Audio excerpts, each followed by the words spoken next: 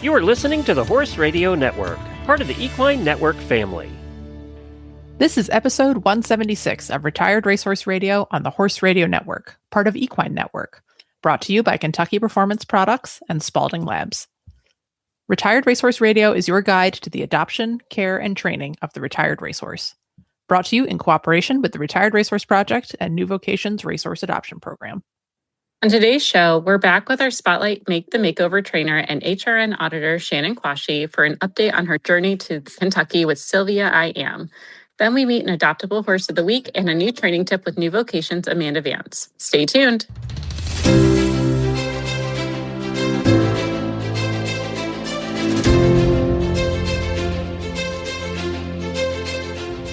Welcome to Retired Racehorse Radio.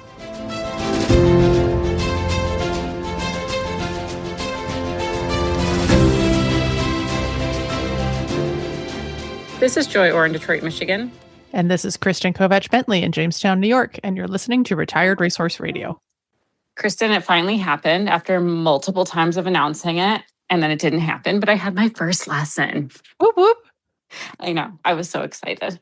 I love that, like, horseback riding is one of those things where you're like a lifelong lesson taker. Yes. Right? Like, that's hard to explain sometimes to people where they're like, oh, you still take lessons? And it's like, yeah, girl, of course I do. You know, I say this like I haven't had a lesson in a long time, but at some point I will get back to it, I promise. Well, it's also like a sport. You can get lessons in all kinds of ways, whether you have like a one-on-one, you go to a clinic, you do virtual lessons, sometimes just watching other riders, scribing. You can learn in so many ways from the sport. Oh, yeah, like that ride IQ model. That's very interesting to me. Someday I will get into that. Yes. I also noticed that Boyd Martin has gotten into the AI and created his own AI trainer. Oh. Haven't tried it, but was intrigued. Let us know if you want to sponsor the show, Boyd.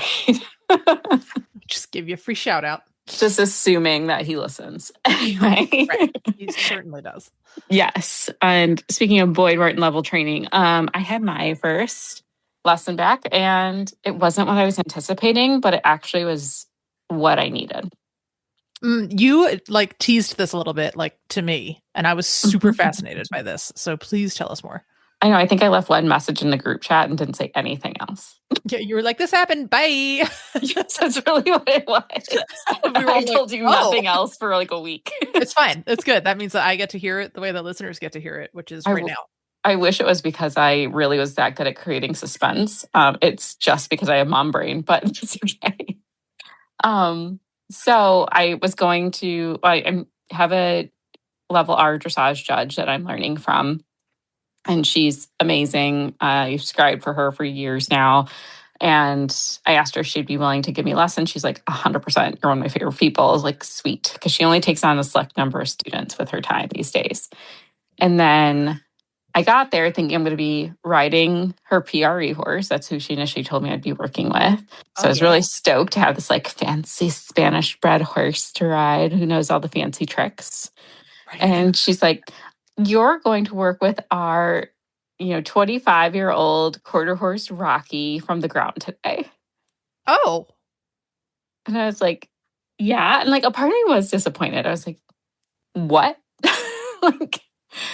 And then she's like, I want to see what you know from the ground and how that's going to translate into the saddle. So we're starting a whole series on me learning to start a horse and then like moving into like from the ground, how do I get everything? We free lunged for it too. It wasn't even like long lines or anything like that. She wanted me to free lunge and see, like, do I know how to get a horse to turn away from me, turn in towards me, which that was very hard. By the way, free lunging on a horse who doesn't know it.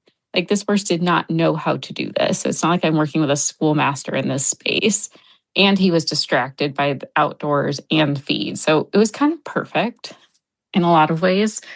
And then we also worked on how to get the horse to soften from the ground. So relaxing their head, relaxing their neck into the shoulder, and starting to engage their core as well, just by doing some really simple turn on the forehand from the ground with barely touching them. So her whole philosophy is not using tools. You need to learn how to do it without the tools. And then if you want to use tools later for different horses, that's fine. but your goal should be to not need them.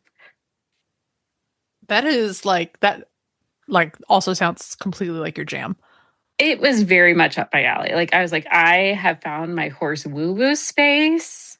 I'm just going to put a yurt here and leave Zach with the children, and I'm just going to study here for the next year. Oh my God, that'd be fascinating. Also, it'd be fascinating to see like how Lord of the Flies it gets with Zach and the children left to their own devices. It would not go well. But that's super cool though. And that's all the stuff we take for granted, right? Of oh, of course I know how to do this. And then you're like, wait, do I? No, I don't. Exactly. I was like, oh yeah, Astrid turns into me all the time. Well, I taught Astrid with a lunge line. So to do it without a tool, no, I didn't know what I was doing. I was like Ricky Bobby, and I'm like, what do I do with my hands? Like it was awkward, and it really did humble me immediately of like, okay, I'm here to learn, show me all the things. So that was really good. Yeah, like you said, I mean, it's hard to like be humble and come into something and be like, I don't know how to do this. Like, please teach me. Like that's hard to do as a human. Like we're so defensive to immediately be like, well, the reason I can't do it this way is because of this, Exactly. And I'm kind of excited too to learn how to start a horse effectively for dressage, because it really is going up the levels, like starting at that intro level, what we're looking for from the ground, and then how do you translate it into the saddle. So while I've ridden above intro level, I never was taught what to look for in like a prospect, or if I were to bring my next horse, because we've been talking of eventually I'm going to horse shop and bring a horse home. How am I going to start that horse for that career? So it's really given me a solid foundation. So I'm super stoked for this part of my journey. Yeah, I love that. Me too. So I'll have them every other week because momming is hard. But the other nice thing is I can practice using Astrid with all the ground stuff. So it gives her something to do too. Oh, yeah, that's so good for Astrid.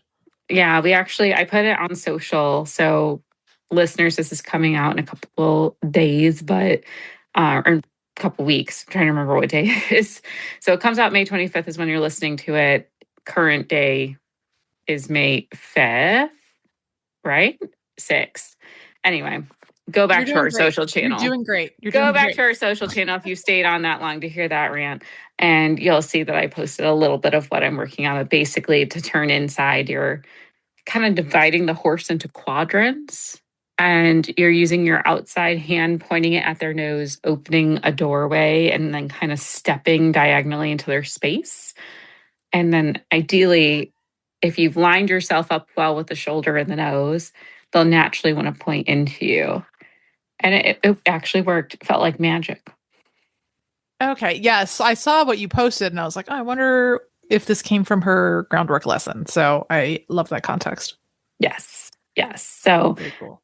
I'll try to share the things I learned. So if anyone wants to try anything, you'll get extra horse tips because it is good. Like you said, it's the stuff we take for granted regularly.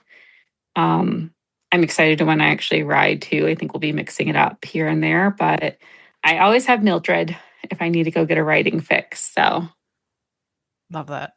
Yes. How about you? How's your gang? Are they still the lame ducks outside or are we improving? They are improving. Yeah. So, I mean, yeah, like speaking of appreciating time on the ground, like that's been my spring. I think I last rode a horse maybe 5 weeks ago. Maybe sooner than that. I don't remember. Yeah. But yes. So Jobber's stone bruise, I assume, was a stone bruise because that kind of just lingered for a long time, never abscessed, and then he gradually got better. So he is super sound, which I found out, like confirmed for sure the other night when he just came barreling into the paddock from being let out for grass and like just trotted basically over the top of me. And I was like, hello, but also, hi, you're very sound. So that's nice. So I appreciate him giving me the close up. That was super helpful of him. And then Shorty blew a hind abscess a few days ago and then blew the front abscess a couple days after that. So that was super gross. Like that's one of the biggest abscesses he's ever blown. Like I think the split, all of his go out the top. I have never gotten this horse to drain an abscess out the bottom the way you want them to. They always come out the top. And it's blown like probably a 3-inch wide chunk where the hoof meets the pastern. So that's great. That's going to be really fun for us in about 6 to 8 months when that grows all the way down. But for now, at least he's feeling a lot better. But he also now has cellulitis in that leg. So he just wasn't content to just like let that be enough. But yeah, my vet came out yesterday because I had texted her like the week prior and was like, listen, this horse keeps getting multiple abscesses. Like anyone who's listened to the show for a long time is like, yeah, this is nothing new for Shorty to have an abscess. It's at least the second time that he's had multiple abscesses at a time in different feet, which is never a good sign. But like last spring, we took him up to the clinic. We had x-rays taken of all 4 feet. There was nothing unusual in the foot that would explain why he's doing this. So I always find that to be a good place to start is like image the foot, ask your vet, like, is there a red flag in here? Is there a reason this is like this? Because these things don't just happen. And this many, I was like, I don't think this is like just you have bad feet, right? Like, you know, we take care of his feet. He gets regular trims. I clean up the trim with a rasp in between, like every 2 weeks. He's on KPP's care reform. Like he's on all the stuff, you know, we do everything we can other than, you know, the environmental factors we can't really control to keep his feet in good shape. And he is just throwing abscesses left and right. So he does have Lyme. He has been treated for Lyme, but I was like, why don't you come out and pull some blood and let's test him for Lyme. And we're also testing him for PPID, which is someone is going to call me out on this being incorrect. It's either is Cushing's or is closely related to Cushing's. He has like 0 other symptoms of having Cushing's, but I have heard from a number of other thoroughbred people that these horses can have Cushing's or this related PPID and not have any of the typical symptoms, right? Like Cushing's you think of as like the old horse condition, like where they kind of are shaggy and they hold on. They might have like a cresty neck. I might be combining this with something else, but you know, Shorty, like for all intents and purposes, other than the fact that he's occasionally quite lame with an abscess, like just looks like a healthy young horse. So he doesn't have any of the other like, you know, symptoms of Cushing. So I was like, let's just test it anyway. So still waiting to hear back on that one. I will be fascinated if that is actually what comes back positive. And like, it turns out that that's why he has abscesses all the time. So we're going down a bunch of different rabbit holes. No idea where they're going to lead, but I am really tired of soaking and wrapping this horse and watching him hobble around. So we're trying to follow any lead we can to try to figure out like why this horse has abscesses so frequently. So thank you for coming on this journey, everyone. It's been fun and expensive. Oh my gosh. You're at least doing the full scientific method to figure out what is going on here, but yeah, because I mean, he's only 12, 13. Like he's not that old. So, you know, like he's not at a point where like, we're not going to give up on him, right? Like if he's chronically lame and we've investigated everything, then like, yes, that's a different conversation, right? About quality of life, but there's still some leads to pursue. So we're not quite at that point. He was, I will say he was so lame the other night. And then he also must have kicked himself in the stomach trying to get up. So he also has like an edema underneath, like a big swelling or like a hematoma where he like whacked himself. So he looked like total garbage. His leg was real fat. Like the abscess hadn't blown yet. And like Eric said goodbye to him instead of good night. I was like, oh, I don't think it's that bad, but maybe it is. I don't know. You know, so that was kind of sad, but I was like, surprise, he's still here the next day. So yeah, that's where we're at with the short horse. You have to laugh because otherwise you'll be sad. So yeah, it's true. I do remind myself that all the time. Yeah. And, you know, these horses in general, I mean, you know, we always joke of like, oh, these thoroughbreds, but this is the thing with horses in general, any breed, you know, you have to have a sense of humor. So it's true. It's true. And I'm sure, I mean, spring with as wet as it's been, I know several people dealing between abscesses, winter fat leg that has migrated into spring, skin fungus, you name it. I've seen many friends dealing with it just given the wetness of this season. So, well, and I'm interested to talk to Shanin again today because I know her horse was kind of up and down with like maybe a bruise or abscess situation that won't be going anywhere. So we'll pick her brain too and see where she's at. But yeah, for the cellulitis yesterday, the vet was like, well, good thing, you know, I happened to be here because he is actually like, this is an immediate problem. So she gave him a huge injection of antibiotics, like the good stuff. And when I turned them out on grass, I was like, all right, well, that leg looks a lot better, by the afternoon. And then when I went back in the evening, it's like 10 minutes to 9 and I cannot catch him or Wes. They are absolutely feral. They are just running around in the dark. It's raining. I have Jobber and I'm like, you like 12 hours ago, you could barely walk. And now he's like literally like float trotting past me, like snorting to high heaven. Wes is the worst delinquent ancient old man in the world. Like he started it.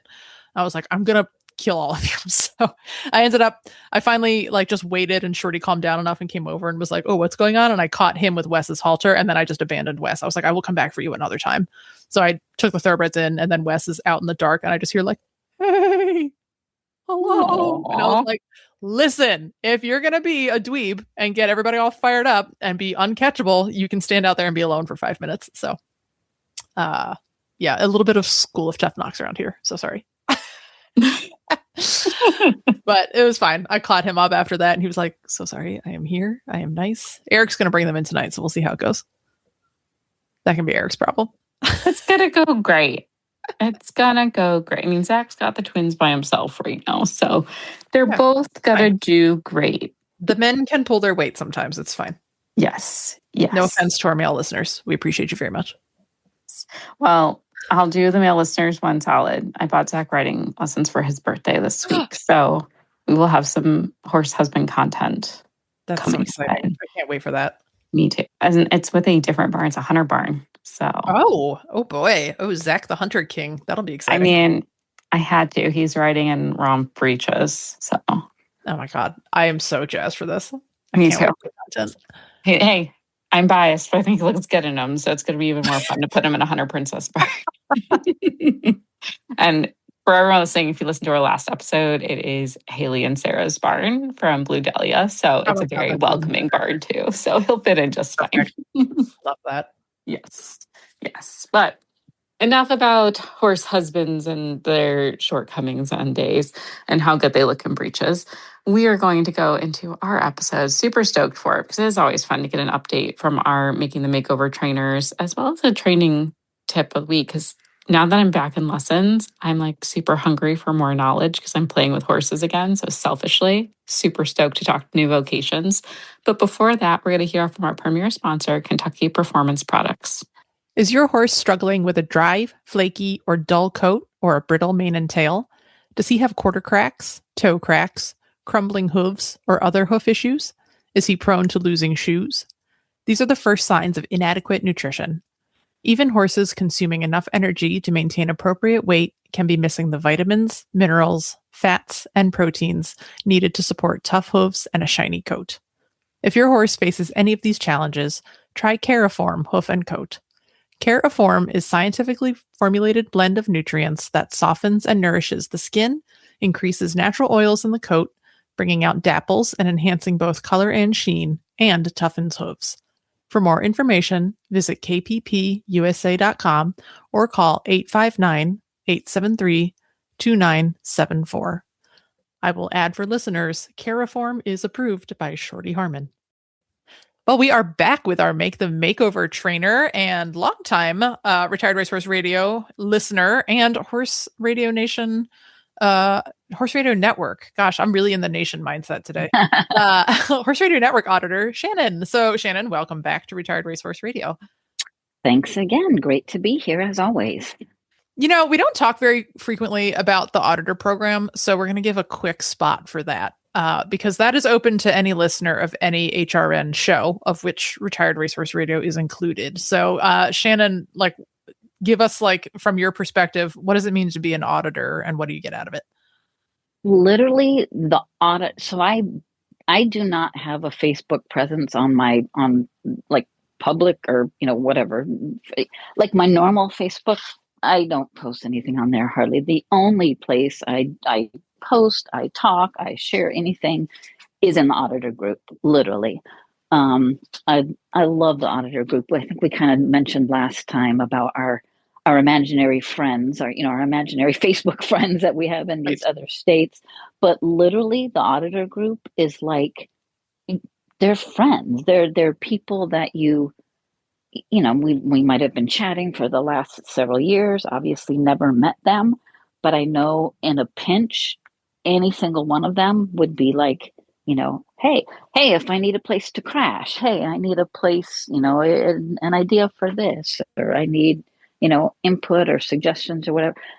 They're just like a big family that are always there and supportive. Everybody is supportive. You don't get the negative trolling that you get on regular stuff. It's just, yeah. Right. Yeah. It's the not auditor, the horse group. auditor group is literally, they're awesome. Yeah. They're awesome. Yep. So They it are basically truly works awesome. like a Patreon, and it might actually be billed through Patreon, but either way, you just It you is, pay yeah. a small monthly auditor fee, and then you're in this private Facebook group. And there are some other perks too. There's auditor only feeds of your favorite shows. We don't do one yet for this show. We joke about it a lot because we have a lot of chaotic moments that don't make it onto That air. probably would be, yeah, like the auditor feed after the post show. Yeah. Yes, I think every now and then we have like a little bonus tidbit we'll throw in there from Retired Racehorse Radio. But for the main, banner show, Horses in the Morning, that is the place to get your extra bonus fix. So anyway, give that one a thought, folks. And if you like all things Horse Radio Network, join the auditors and hang out with Shanin and me and Joy. Yes. Yeah, exactly. Exactly. No, it is. It's truly a fantastic group. I just literally, that is the only place I have a Facebook presence or a social media presence, period, is in that auditor group. So if you too would like to hang out with Shanin online, that's the place. Woohoo! You get to hang out with me. Well, it's the next best thing, right? Because we can't hang out in person, even though we said, I think last time, like how much we were like, oh man, it'd be really fun to like sit in the barn aisle with Shanin at the end of the day with a beer. So this is the next best thing is we hang out and record the podcast and, get the updates on your horse. So last time I know he was fighting some like sort of hoof mystery, as was I. And I'm happy to say that our tide has turned. We're on the upswing again here. So I'm hoping that maybe is fantastic. Did like any of that good karma make its way down to you? Yeah, I think it got stuck on the road somewhere. It's not quite made its way down to me. I think we might need to rename my segment the Not Making the Makeover segment. I'm not sure. No, we still have time. It's too early to call it. Yeah, we won't call it yet. You have lots of time still. We do still have lots of time, but I just had to laugh because this is what now the third episode, and it's like, yeah, I still haven't sat on my horse. We still have done nothing, but we've got the. I'm still saying it's an abscess. I still believe it's an. Well, we do have proof that it was an abscess. But I'm calling it the abscess from hell. Hopefully, I don't know if I can say hell, but it's it's now going on close to 2.5 months. The vet has, since we last spoke, I think we last spoke on April 8th. The vet was out yet again, and she was out on April 13th. We kind of started from scratch, did a whole nother lameness exam, did a whole another blocking session, and did a whole nother set of x-rays. And this time we did find a gas pocket. There was actually a pretty good sized gas pocket. And so she went ahead. It was fairly deep, probably about a centimeter deep. And so she's like, you want me to go ahead and dig it out? And I was like, yeah, let's go for it. So, so she dug it out. It's kind of weird because it wasn't the typical abscess where you get, like the nice pus and the drainage, and then they feel immediately better. This was literally gas. And so when she got to the pocket, there was like a hiss of gas came out. What? Yeah. Never. I mean, I've had horses my entire life, basically, well over 50 years, and I have never experienced this kind of an abscess. Was she surprised? Yes. Yeah. She was surprised. She wasn't like super surprised. She's like, yeah, that happens sometimes. But I think she expected, stuff to come out other than gas. Yeah. So yeah, the gas came out. We did in a whole lot of blood because there was a vessel that she kind of hit along the way to get there. And so she literally had to put a tourniquet on him to stop the blood. It was a lot of blood. Sorry for anybody if that's too gory, but and so there was hope that, okay, yes, this is it. And he definitely got better. It wasn't like the instant, usually once you get them to pop, there's almost like immediate relief. And we didn't get that. It took like a week or two. Then he was definitely much more sound. He was, walking on flat. He was totally fine. The only time it really seemed to bother him is if you turned on, it's his left front again. Only time it really bothered him is if you like turned a kind of a tight circle to the left or whatever. He was definitely off then. And so I thought, okay, great, we're making progress. And then last week we kind of took a step back, and now he's lame again. Oh, and so she is coming back tomorrow. I'm having the same one. So I think I mentioned last time that my practice, it's several vets, so you're never really sure who's going to come out, right? Yep. And so I was really happy with her last time. So I actually requested her. She was just super, super, super thorough in all her stuff. And so I specifically requested her again, and she's going to come out tomorrow, and we're going to do another set of x-rays. And unless it's something completely, 100% obvious, again, I'm going to go ahead. I think I mentioned last time that I was going to do potentially like an MRI or a CT. And so at this point, if we don't find something definite and we can't get something that, oozes pus or whatever, again, sorry to be gross, but I'm going to go ahead because I can't, we're now going on 2.5 months. This poor horse has been lame. It's a long time. Lingering, right? Exactly. And she mentioned, and I know you have experience with this, Kristen, she mentioned like a keratoma. And I was like, oh, Lord, please no. But we've now done 2 sets of x-rays so far, and there is zero. Like, you see those in x-rays, I think, most of the time. That's where I'm assuming you saw yours. Well, so that was what was interesting with Shorty. Like, there was like something that our clinic vet just was like, I don't know what this is. Like, initially she's like, oh, I think there's like a chip in here. And I was like, oh, well, that's great. And then she's like, no, it's not a chip. It's not, like that's not what this is, but something is odd in here. And she referred those to a university vet hospital. And I don't think, if I remember correctly, they actually didn't discover it was a keratoma until they went in there. Wow. And they might not have like gone surgically in, but I think they had to like bump up another level of imaging at least. Okay. It wasn't like, so I think you're bang on to do a CT or an MRI at this point. Cause I think that's what now that I'm thinking about it, I think, cause I know he was all the way under at that point, and they were like, oh, keratoma. Well, we're just going to go for it. And I was like, yep, just go out. Do your thing. But I know, cause they do have to be all the way out, I believe, for a CT. Is that right? For the MRI, they do have to be all the way out. For the CT, I believe they do not have to be all the way out. So whichever one he was like conked all the way out for, that's where they found it. That's where they were like, aha. Because they were like, he's already under, so we're just going for it. And I was like, so might as well do it. Yeah. Do it. Yeah. Now. So, but yeah, it was a surprise to us because that was not initially on the table. Right. But yeah, if you're already sending him for that kind of imaging, then I've got baby, to. Right. We've got to figure out what's going on because it's the poor guy. And initially I was leaning towards an MRI because I think they said, the first vet said it was just much more, it's more clear. You could just get a better picture, blah, blah, blah. It is the more expensive of the two. But after the last vet, so funny, well, not funny, but when she blocked him this last time on April 13th, we got the lameness 100% resolved with just blocking his foot, which the last time she did not. Last time it was only like maybe 75% resolved. This time it was 100% resolved. But then he was off on his right front after we blocked the left front. So then she's like, while we're here blocking, let's go ahead and just see what's up on that side. And so she ended up blocking all the way up to, I don't know the technical term, but basically basically up to his knee on the right leg before that one resolved. And I'm going somewhere with this story. And so she's thinking that is probably just some like proximal suspensory irritation, something like that.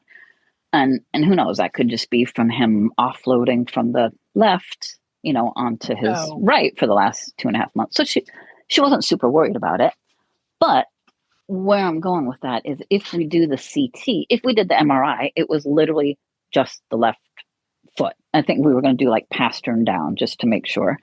But apparently if you do the CT, because the way the machine works, or at least the one by me, they actually do both front legs at the same time.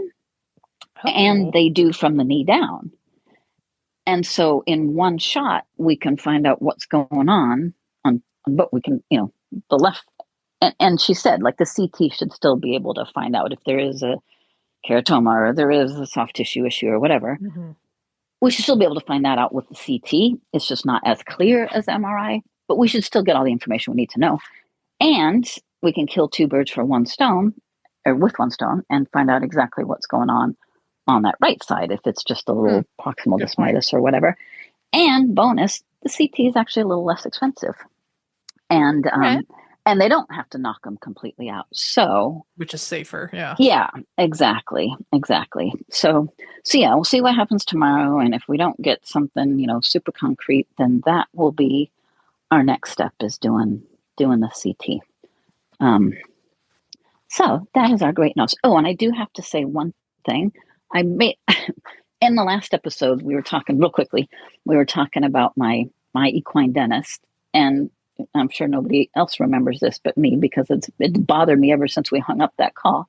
I said he was a British guy, and then I was like, no, he's not British. He's from here. And then after I hung up, I'm like, what's wrong with me? He very much is a British guy. So my equine dentist in this area is very much a British guy. He was a former jockey, and I have no idea why I was so confused when I was talking last time, but I had to clarify that in case anybody around here is listening and is like, what the heck? Grandma's very much a British guy. Now it's on the record now. So it's on the record. But yeah, so that's the plan, is to see what happens tomorrow and then go for the CT, and hopefully we can get an answer for this poor guy. Yeah, I know. I'll be crossing my fingers for you. If it helps you, I know you're like, this is not making the makeover. I haven't done any training. Personally, I find all this very fascinating. Maybe because I'm also at a point in my horse ownership journey where I spend more time down than riding, because we also have all sorts of fascinating lameness things going on. But I also think this is the reality of having horses, and it's worth talking about, right? That exactly. That's what I'm doing with Shorty right now. Is I had just had my vet out, not only because he just blew the world's literally the biggest abscess blowout I've ever seen on a foot. I was like, oh boy, this is going to be fun when that grows out down to the ground and half his foot falls off. But that's a problem for future me. I will just take the horse's sounder now, so that's fine. Yeah. But now I have to go through the next step of diagnostics, which is, why does this horse abscess so frequently? And realistically, when you're in this situation, you owe it to the horse to do all this. So you're doing everything exactly right. To keep escalating the diagnostics until you get your answer. That's what you have to do. Mm-hmm. Yeah. So. Yeah. And to echo Kristen, two parts. One, I also find this interesting because it really goes back of no hoof, no horse, and how 1000%. The hoof foundation and health is. But also going back, if listeners have been with us a while, I swear there's a trend that most of our contestants do not start getting on or really riding their horses until June or July. For different various not unusual. reasons. Exactly. I mean, if you, in the trainers group, I think somebody just posted earlier this morning, she was feeling really down because she had barely been on her horse and was feeling behind and all that. And it's no, I mean, I think, there are people out there that have been going to shows and, we're doing this and we're doing that and we're doing all this amazing stuff. And that's fantastic for them. But I think a very large percentage of us do have these struggles. And like you said, it is reality. And especially I think for these guys coming off the track, it's a completely different world for them. Their bodies are doing, everything. Their bodies, their feet, their nutrition is just their world's got turned upside down. And so, yeah, it's gonna be a struggle sometimes, but I we'll think get it's through very it. easy to for us to like the stereotypes have been there for so long, right? To be like, well, it's because the track messes them up, and that's why they're so lame when you first take them off the track. And I think people are really overlooking what a big transition that is in lifestyle. Mhm. Like they are living in, like debate how healthy this is for the horse overall, all you want, but that's a whole separate conversation. But the Right. reality is they're living in stalls on straw bedding most of the time. They Mhm. go out, they work, they come back to the stall, they'll hot walk, whatever, they'll get a bath, whatever. And A that's liniment bath. right. But like that is their life. And now we're taking them and we're like, oh, time to be a horse. And we like, here's your full turnout. Now stand in the dewy grass for 23 hours Yeah. and get your feet all nice and soft. Like the reality is like, no matter how well we think we're transitioning them, that's still a big change, like both mentally and physically and conditionally. Like I think we think of the physical change of like, look how different he's muscled, but it's like, also you've changed his complete lifestyle. Like if I not just suddenly was that, standing in wet Krista. grass all the time, like my feet would hurt too.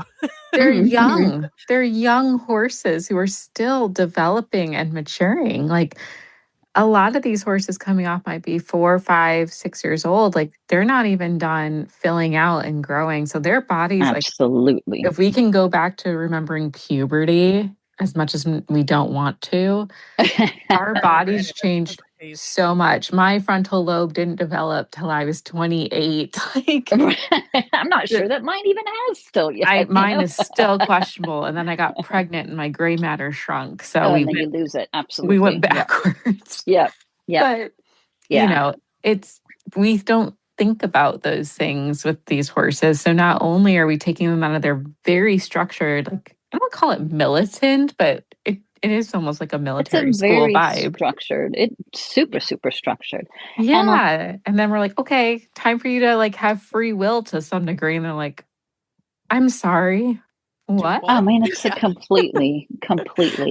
And this is a little off topic, but not really, but just has to do with, them being young and growing and their bodies are doing something different. Even though I haven't done much with Charlie, I did something super exciting a couple of weeks ago. Well, I think it's exciting. A bit of a segue, but again, not really. But I went to a full horse dissection down in Atlanta, Wow. like 2 weeks ago. It was amazing. As much as it sounds, I know a lot of people like have, and how could you do that? How can you see that? Whatever. It was the most educational experience ever. It was put on by Kristen. I think I shared this lady with you many, many months ago. But Bex Nairn is her name. Oh, yeah. Yeah. And she's based in New Zealand, and she came over to the U.S. and did 3 U.S. dissections in the last month, and they were 2-day dissections, and these were horses that the people volunteered. None of them happened to be thoroughbreds, I don't think. So that really, but she, the one when in New Zealand, she does a lot of work with ex racers, both thoroughbreds and standardbreds, and just talking about what goes on, their growth. Yeah, well, I don't know if we want to get into all that, but yeah, I mean, their bodies don't stop growing until they're 6 and 7, and their growth plates and all that. And so when they come off after all the training and everything they're doing at the track, yeah, there's stuff going on in there that needs to work its way out, and it's going to take time. Right. And especially, like blast it in a completely different environment. And that's, things are going to come to surface that you never knew were there. Exactly. And I think that's also true for other breeds too. Like I think 1000%. Yeah. Like, it's very easy to sort of like paint the thoroughbred with a broad brush, right? Like, and the people that all don't of like them. thoroughbreds will absolutely always do that. But then you look at like, I came from a strong, I don't want to say a strong reining background, but I worked for a university equestrian center, and a lot of our horses were donated because, donate your horse to a nonprofit university and you get a nice big tax write-off. So we were getting a lot of 5-year-olds that were done with their reining career. Yes. Yep. And Yep, it was yep, like, yep. wait, this is a 5-year-old, 5-year-old. like Yep. you'd be like, oh, we got an old one. It's 7. Like, it's like, Yeah, it's what? really, It's yeah. why. And sometimes now, like, we'll go way down a rabbit hole here and I'll start like spiraling about the ethics of like horse ownership and horse riding in general, which Yes. is not a place we necessarily need to go this evening, but it does make It's you so think, true, right? though. Of like, are we doing well by these Literally. horses? I think we are. And I think we're all doing the best we can with the information that we have, right? And I think we're definitely, I mean, as many negative things that social media and stuff can have, there's a whole lot of positive stuff on there. And there's so much material available out there for people to educate themselves, different groups, this again, I'm going to tout Bex because she just posts so much information. And yeah, it's not just thoroughbreds and standardbreds, it's all breeds, but she posts so much free information, and you can just learn so much. And it is all breeds, and so I think we're doing better. We're learning more, and we're there's again so many places to educate yourself that we can do better for them. But I'm not going to lie. There's been many times where I'm like, you know what? Maybe I don't ever ride my horses ever again because when you see what actually is going on in some of their bodies and the compensation patterns that they have to do, and the old saying, the hip bone's connected to the knee bone's connected to the ankle bone or whatever, it is all connected. So when he is having an issue with his left foot now for the last 2.5 months, his whole body is sore from walking wonky, and his back is tight, and his hamstrings are tight. I'm massaging him like almost every day. I've got a massage gun, and we're doing massages, and I'm doing red light therapy, and we're doing belly lifts, and I'm trying to do all this stuff just to try to keep his body in as keep it as good as I can at this point. But yeah, of course it's gonna affect him, and so yeah, people just have to realize that. Just one, and you and I, I work out in the morning, and then I sit at a desk for 6 hours. When I get up, I'm tight. I have to struggle walking down the stairs, and so we have bad days. We twist our ankles. We do whatever. They do too, and we just have to realize that stuff goes on. Just because it doesn't show up on an X-ray or it doesn't show up when the vet is here, it doesn't mean that there's not something going on in their bodies, and we just have to be more aware of that. And the old adage, you wish horses can talk, and they do talk. We have to listen, and we have to listen before they have to scream, and that's what ends up happening a lot of times. So we just got off on a total segue there, but yeah, the dissection was just absolutely fascinating, though. And what was cool is that the lady that donated her horse, she was there, so she was part of it. So, and all of them, all 3 that she did here, the owner was very much part of it. It was like Beck said she was coming. If there's anybody that wants to host, anybody that has a horse that they want to donate, and so this woman had been planning on probably putting her horse down soon, and it was a 13-year-old Holsteiner who ended up having DSLD, and then there was a whole bunch of other stuff going on inside that she had absolutely no clue about. And she had this horse since it was a weanling. Literally bought her as like a 6-month-old, had her entire life, and had no idea, and had seen numerous vets and referral hospitals and all kinds of stuff. She knew about the DSLD. There was a whole bunch of other stuff going on inside there that nobody had any clue, despite and all you'll never of the find it. yeah, right. Yeah, That's until wild. you cut them open. Yeah, literally, it's even CTs, MRIs. There's still parts of their body that we can't see on imaging, and you will never find it until you cut them open after they're gone. Yeah. And so, anyway, yeah, fascinating though. Total segue. It was that was great. No, I love that. And I'm glad that you got that experience. Like someday, I hope I can. I'll keep an eye out for stuff like that and try to get to one of those, because that is. She will be back, really I think, next year. She's going to try. Okay, and great. There's another lady.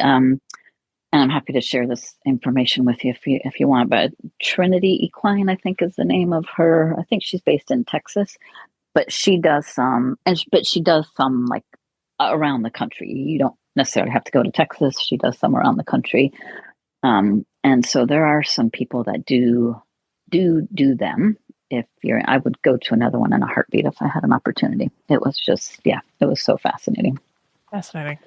Well, we intended to talk about nutrition, which now I think we're going to just put that off for another episode, because this was just a super interesting conversation. And I think it's just an important conversation to continue having, about doing right by your horses and digging to get to the bottom of these things and the reality of it. Like, you can get horses with the best of intentions, and, sometimes they just aren't sound. It's funny because that is the reality. His first couple of months, everything was great. I mean, he was just, everything went so smoothly. I was like, oh my God, this is great. Like the first 4 months. Another in the family. Yeah. And then the whole foot thing, like the barefoot thing. And my mom actually said to me like last week, she's like, well, why don't you just put shoes on him? And I'm like, if he needs shoes, no problem. As much as I love having them barefoot, if he needs shoes, I have no problem putting shoes on him. My hoof trimmer, even her horse does not do well barefoot. She has glue-ons on him, and so it's not like I'm, we have to do barefoot. But I don't. It's not going to help him now, because where we ended up digging out, they would have had to pull his shoes anyway, and he's got a big hole there, so he couldn't. It's not going to help him right now. And that's not going to solve the problem. You don't know what the problem is. That's why he's getting. I still believe that it's just all the crap coming out of his feet. That's my belief. Or just a bruise. Got a bruise probably in that horrific ice concrete we had, and then all the that and the crap all coming out of his feet. I'm hoping that's all it is. I mean, I'm hoping obviously it's not something worse like a keratoma or something else. But if he ends up needing shoes, no problem. But even my trimmer was like, I don't think he's doing great. Other than this, his feet look fabulous, and he's normally, he's doing great. So, but if I need to put shoes on him, I'll put shoes on him. But yeah, the first 4 months were just so smooth, and he's such a chill guy, and nothing bothers him. And I was like all excited, but of course we had to be derailed. Oh, just one more thing. I even had a session with the animal communicator last week.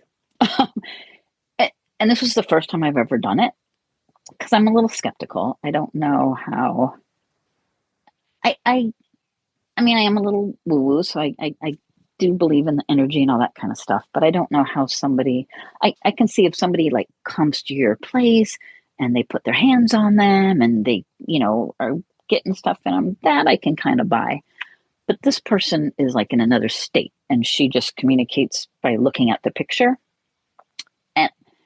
And I don't quite buy it, but a good friend of mine has done it a couple of times, and she really believed it. And I was like, I'm kind of desperate. I want to know if there's something else going on in him that I'm not seeing him. And she also said that she felt like it was an abscess. Again, who was she? She's nobody, but she thought it was an abscess, and just kind of like a deep subsolar one. But she did say something that kind of really, made me emotional, because she said, because I asked, is he happy? Is he happy living here? Is he happy, not being at the track? Does he miss racing? And she says, no, he thinks racing was the dumbest thing he's ever done. And I thought that was kind of funny. But she said that he's really frustrated. Now, hopefully I don't get emotional saying it, but she said he's really frustrated. He's happy. He's very happy. He's, just kind of a goofy goofball, which is him. I mean, the things that she said were all right on. But she said he's really frustrated right now because I am going to start getting emotional. He wants to do things and his body won't let him do it. And that just made me sad, because he's ready to go. He's telling her he's ready to go, but his body won't let him do it right now. So that makes me sad too, because I know a lot of people like that, right? Like, mm-hmm. like people that I know that want to do more than they can, and yeah. Now we're all going to be sad. Well, now Thanks, we're all crying. Shannon. Yeah, and to end on that note, no. Well, you can look at it positively too, of like he's eager to do things with you. And while there's this pause in his life right now to do it, like he wants the partnership. So I'm going to give you the glass half full on that perspective. There you go. Thanks, Joy. Thank you. I'm here for it. Shannon, this was super fascinating. We're going to send you good vibes, of course, for tomorrow's vet appointment and, you know, answers soon. But the good juju that you had from your horses getting through it. I know, I got lost in shipping. I'm sorry. Put it on a rush. Yeah. Put it on expedited shipping. We'll overnight that down to you. Get it down here. I would appreciate that. Yeah. Well, Shannon, thanks again, as always, because it is still a lovely conversation, even if things aren't quite going to plan. And we will look forward to an update next month. Thank you so much. I hope to have some, something more positive and actually training related and something. Oh, sorry. One more quick thing. My the person that I got the saddle from the last month, she sent me a message the other day. She's like, "Hey, just wanted to check in and see how the new saddle's doing. Is everything going great?" And I was like, "Too soon, lady. Get out of here." Funny you mention that. It hasn't been on my horse since you tried it on him, but it looks great sitting on my saddle rack in my tag room. Anyway. All right. Till next time. Take care, you guys. I appreciate it. Tired of flies bugging your barn? Kill flies before they hatch with fly predators, nature's fly-fighting bugs that kill as many as 70,000 flies with a single delivery. Fly predators are beneficial insects that kill flies before they hatch. They break the fly life cycle at the source, naturally and safely. They don't bother people or animals, but they do keep your barn, pasture, or paddock way more comfortable. With fly predators, your fly control is taken care of in just a few minutes each month. No chemicals, no daily spraying, just fewer flies all season. Learn more at info.spalding-labs.com. Little bugs, big difference. Well, we are back with everyone's favorite segment because we get to do a little window shopping and also get a fun new training tip or discussion. And we have with us today Amanda Vance from the New York facility of New Vocations. Welcome back to Retired Racehorse Radio. Thanks for having me. It's always fun to, first of all, talk to, my fellow New Yorkers and see, we're up here in the north doing the thing.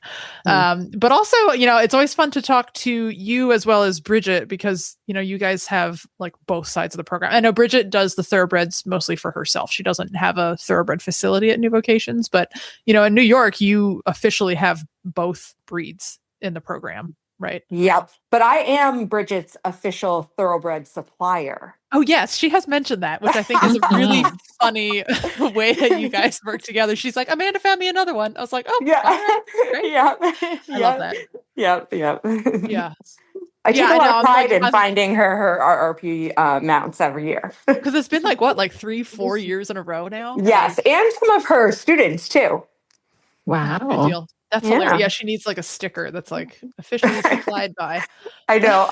I want to be in the stands with with a poster that says, "I found that one for her." Right. Oh yeah, I'm because her biggest fan.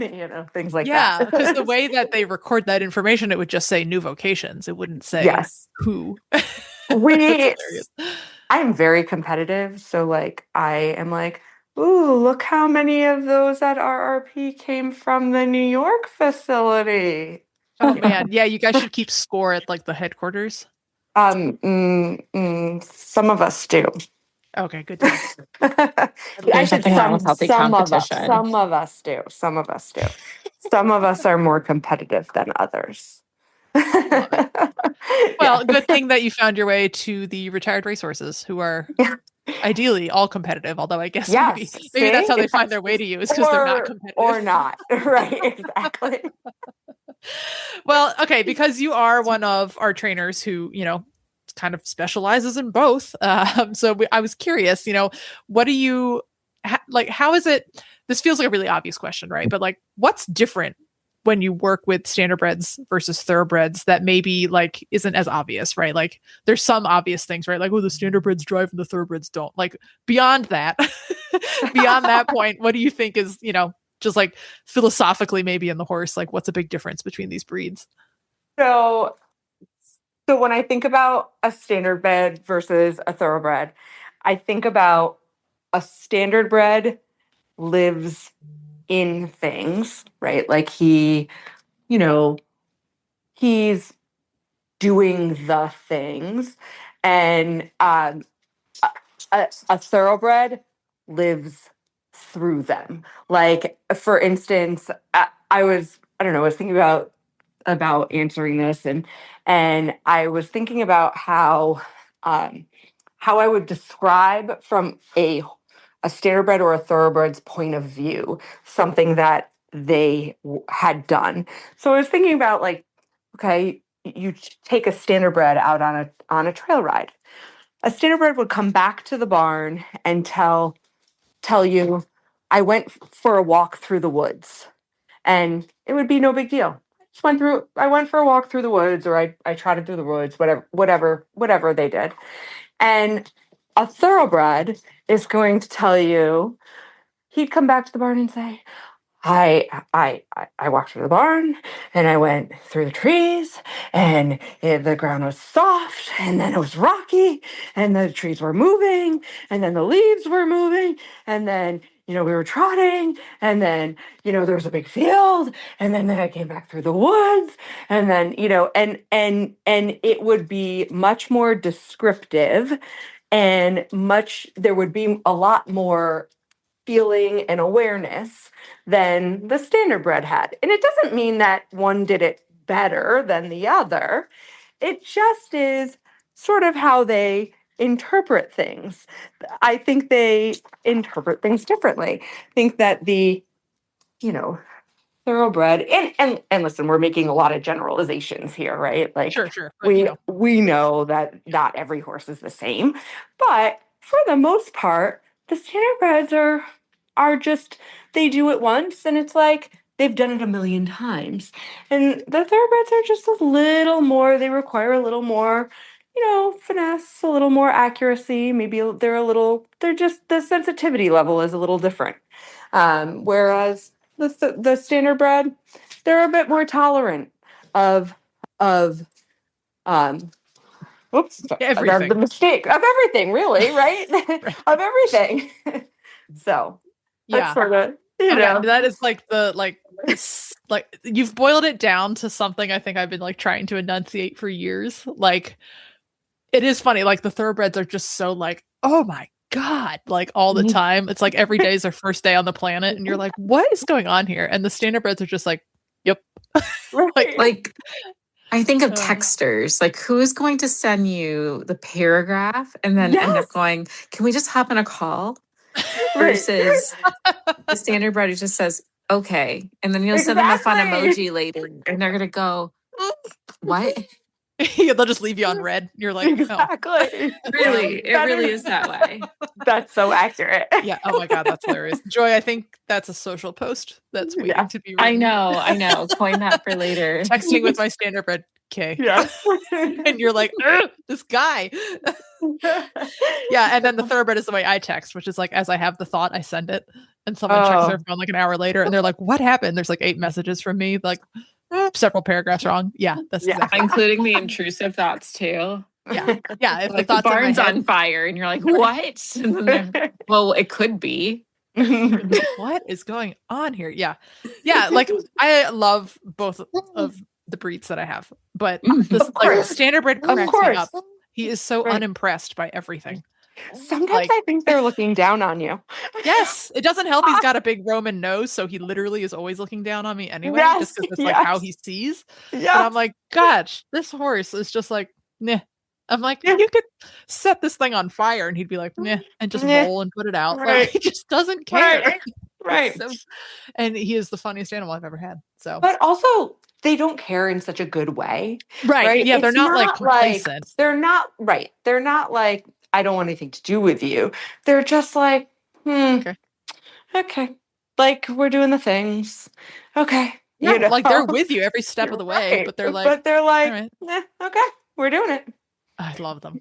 Yeah, right. Whereas, want 8 more. Right. And the thoroughbred's going to tell you how we're doing all the things a million different ways, like they're just, And this also makes sense why some days I just like, I look at Jobber and I'm like, I don't have the energy for you today. Right. And I look at Wes and I'm like, that's the energy I have. And he's like, I will meet you where you're at. That's great. Right. I think that's like a good point too. I think that the standardbred can absorb a lot more of your emotional and mental like states, right? The thoroughbred takes on more of it, Yeah, that's a good point. right? Yeah, like the standardbred is the therapy animal and the thoroughbred is the Yes. mirror that you didn't want. Yes. My next social post is which euphoria is your horse? Like which character are they? And everyone has just described the thoroughbred as Cassie. Oh man. All right. Well, this has been a delight. So I love this. Okay. Now I'm gonna add Amanda to the list of people I'd like to get a beer with and make fun of horses with in the barn aisle. You've been promoted. Yes. I love that, right? Yeah. All right. So tell us about our adoptable horse of the week. You have selected a thoroughbred for us. So Yes. now I'm like trying to reverse engineer this and be like, what is this telling me about Amanda's state right now? But we're not going to go there. So just You know what though? Here's the thing. She might be a thoroughbred, but I think in this case, maybe she identifies a little bit personality-wise like the standardbred that we have generalized here. all right. Tell us more. I'm intrigued. Well, Fuligni, she has proven to be so level-headed. She has been really, really easy to introduce to everything. New situations, no problem.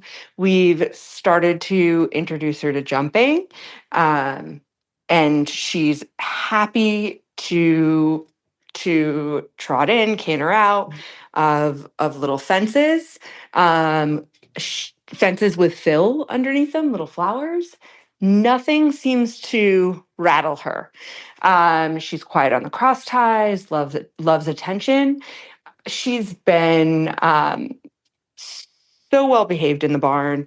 In the field, she's had some change in turnout buddies. Doesn't matter to her. She's happy to get along with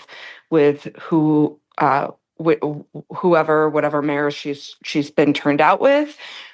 She's just been easy. She's going to be a great little horse for, well, she's not even really little. She's 16 hands. She's big bodied. She's going to be a great horse for somebody who maybe doesn't have as much experience bringing along a young thoroughbred. She's going to be easy for maybe a younger child rider with some help bringing along. She's just, I can't say enough great things about her. And she just kind of has gone through, transitioned very easily. So she's definitely big body. I'm looking at this video. I mean, she's got a nice big body. She really does have a big body. I keep calling her little. She's really not little.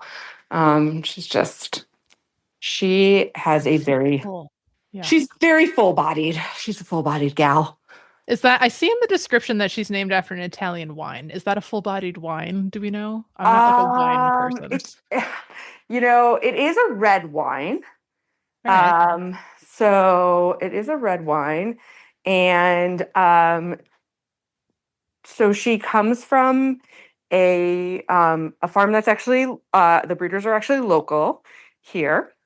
And they name a lot or all of their horses after wines from a winery in Italy. So I look up a lot of wines because I'm always intrigued to see if the horse and the wine sort of match each other. And if it said like if it was a full-bodied bold wine, that would be a great, because she's very bold and confident under saddle. Yeah, she has like a swagger. I just watched her just pop over these little crossrails and like the she's strut she has afterwards. She Yes. doesn't run, she's not No. bolting after the fences. She's just like, oh yeah, I did that. Yes, and that was the first time she had seen those.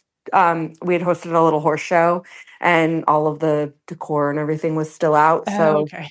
it was the day after. I was like, hey, let's see if she goes over these. We hadn't, we let her see them, and we're just like, yeah, here you go. And she Here was she like, goes. oh, here I go. Love it. All right. Yeah. So if people are interested in Fuligni, I'm not. Fuligni. Fuligni. Okay. If they're interested in this lovely chestnut mare, remind the people where to go to get that adoption form in. Newvocations.org is the website. And they could also email me directly, amanda.vance@horseadoption.com. All right.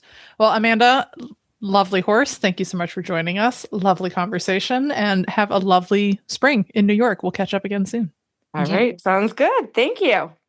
You can find our show notes and links to today's guests on the website at horseradionetwork.com. Like us on Facebook and Instagram. Just search for Retired Racehorse Radio. Follow us on Twitter at Horse Radio. You can find me on Instagram and Threads at The Horseback Writer, and you can follow along with our new farm adventures on Instagram at Painted Forest Farm. My email is kristen@horseradionetwork.com. You can find me on Instagram at Misfit Mare, and my email is joy@horseradionetwork.com. Thank you so much to our sponsors, Kentucky Performance Products and Spalding Labs, and to our partners, New Vocations Racehorse Adoption Program and the Retired Racehorse Project.